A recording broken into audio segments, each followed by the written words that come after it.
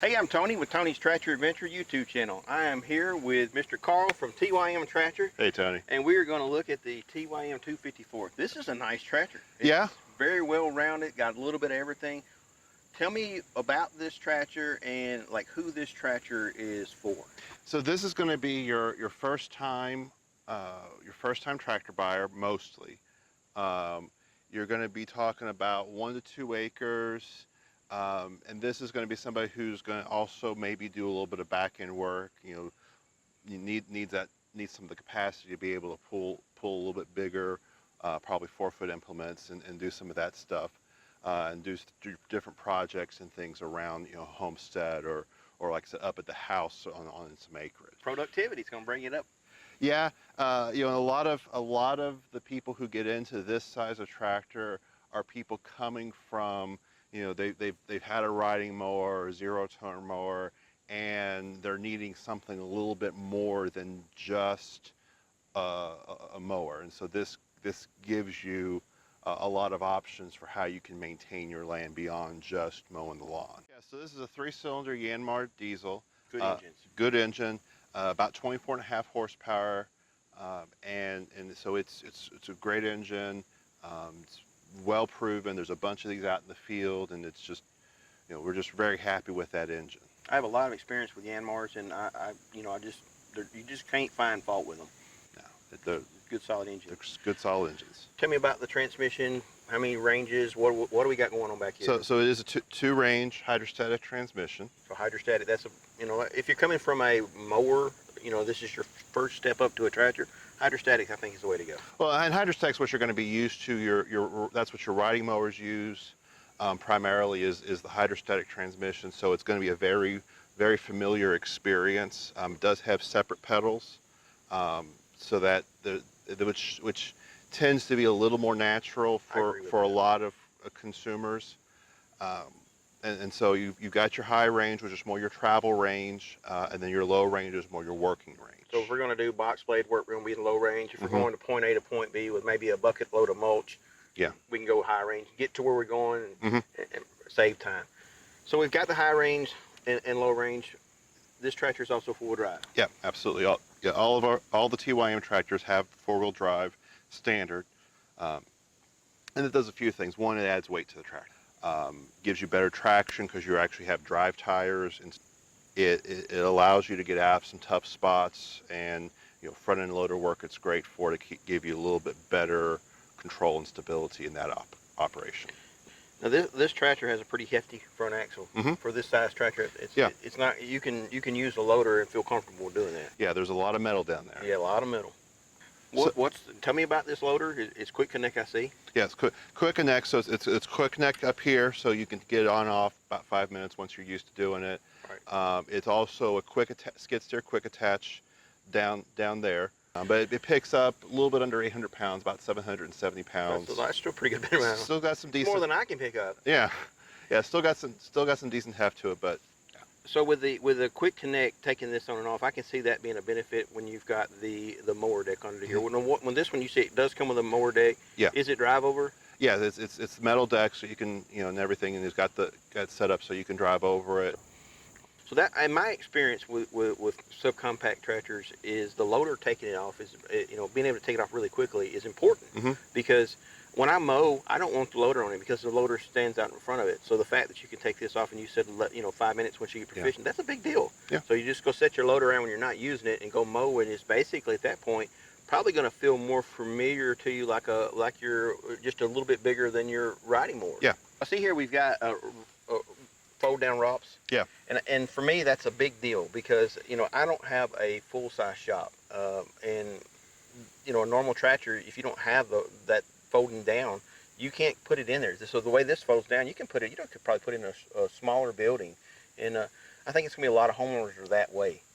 Yeah. A lot of our customers are coming from the zero-turn riding lawnmower world, where that was a perfectly fine place to put their mower, and so this kind of you don't have to go build bigger barns to make it work with this tractor. You can fold it down, get it in, come out, fold it, pull it back up.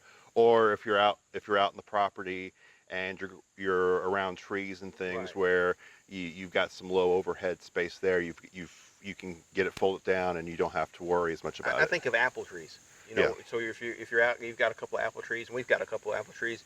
You know, you put that down so you're not breaking your limbs off. You don't want your apple trees to be giant tall. You want them, you know, so that makes a lot of sense. So let's move to the rear. Okay.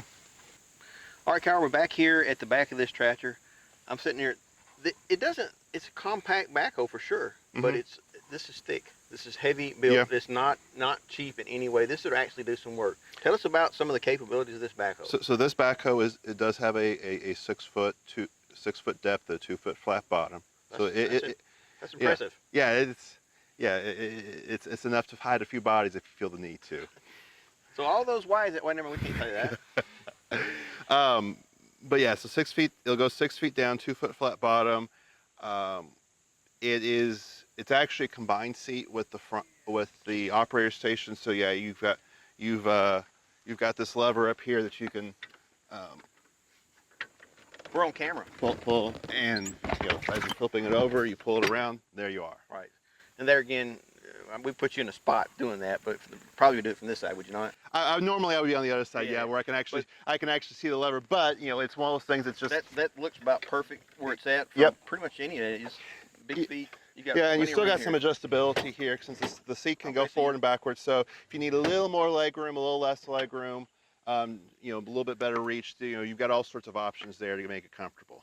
We're in red clay country. Tell me about some of the digging force. So it does have about 2,000 pounds on the bucket cylinder. So you've got some pretty good. 2,000 pounds. I can dig some clay. Yeah, with that 12-inch bucket with the teeth there, you can get into it pretty good. So I'm looking at the back of the tractor here too. I'm to the 3-point hitch. What kind of lift capacity we got on 3-point hitch? So lift capacity is actually going to be around 1,500 pounds, give or take, depending upon how far out you are. Right. Obviously, the further out you are, the little bit goes down a little bit. But yeah, about 1,500 pounds. It's Cat 1, so it'll take a 4-foot implement pretty easily. So 1,500 pounds. 4-foot implements, so you're safe, comfortable. We can do a 4-foot tiller, 4-foot rotary cutter. Just 4-foot would be a pretty much good ideal. We're looking at the back of this thing, and I'm looking at the transmission. There's a common theme with TYM. Everything is cast iron, heavy built, just huge. Absolutely. Overbuilt. Yeah. What does this tractor weigh? This tractor weighs a little bit over 1,600 pounds. That's just the tractor. Tractor and tires. Tractor and tires. So loader's going to add a few hundred pounds. The backhoe's going to add a few hundred pounds. The mower deck will add a couple hundred pounds if you have it on. So you end up, still mowing your yard. It's still going to be considered. When you take the backhoe off and you just got the mower deck on it, it's still light enough to mow your yard. Yeah, and especially the tires are going to distribute your weight pretty well. They're nice big hefty tires. Yeah, so we've got the industrial tires. We also have turf tires for it, which will spread out the weight even better, give you more surface area on the ground.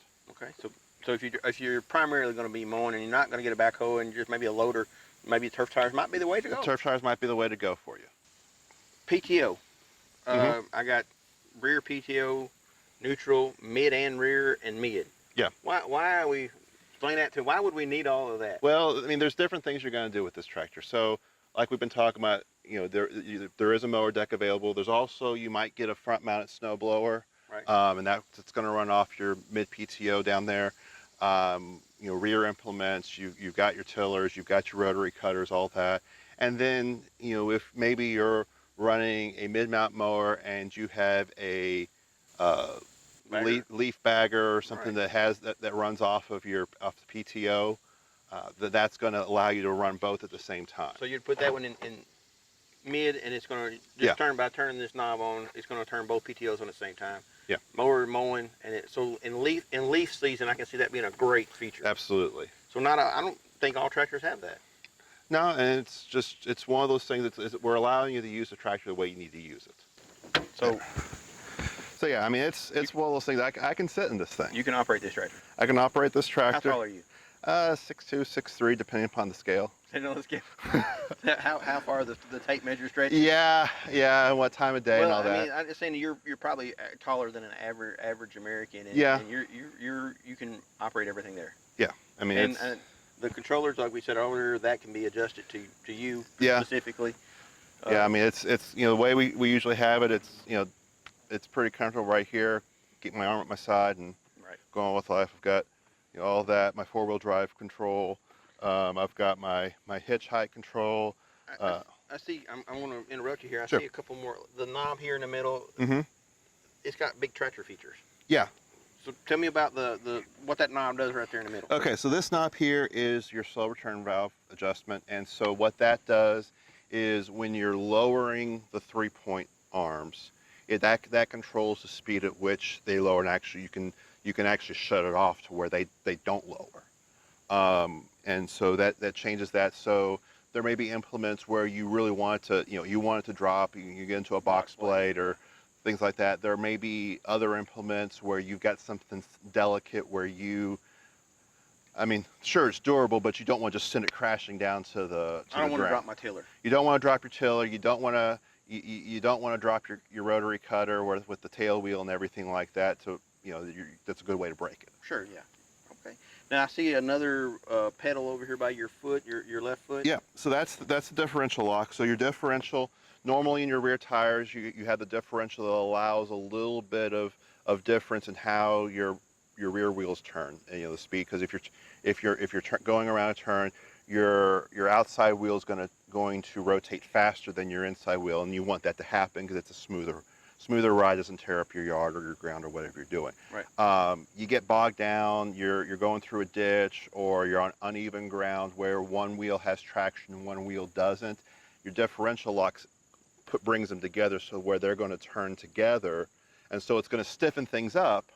Right. More pulling power. But it's going to give you a better shot at traction to be able to get out of that tough spot or go through whatever you're doing. The Hydrostatic transmission does have auto throttle as well, where you know, whereas after you set your throttle speed with your hand throttle, then you as you push the pedal down, if you pass whatever point your throttle set at, it will actually engage the engine more to increase your engine speed to give you that better power. It's great for loader work. It's great for things where you need that extra bit of boost, but you don't want it running all the time. Right. Well, it's going to save fuel. I since I've bought my TYM, I've become a big fan of auto throttle, especially for loader work. Yeah, well, yeah, and there are applications where you still need a certain amount. You still need the engine turning at a certain speed to make sure your implements work correctly. Right. So you can go ahead and you can, if you need it to be turning, you know, going at full throttle, so you got your 540 RPMs in the back, you can do that. You can get your throttle up there and use it that way. But if you're not doing PTO work where you only need power when you need power, then the auto throttle is a great tool for you. And it's standard. It's standard. Standard, and it's not standard on every brand. No. Some brands don't even offer it. No. That's good. TYM's doing it right.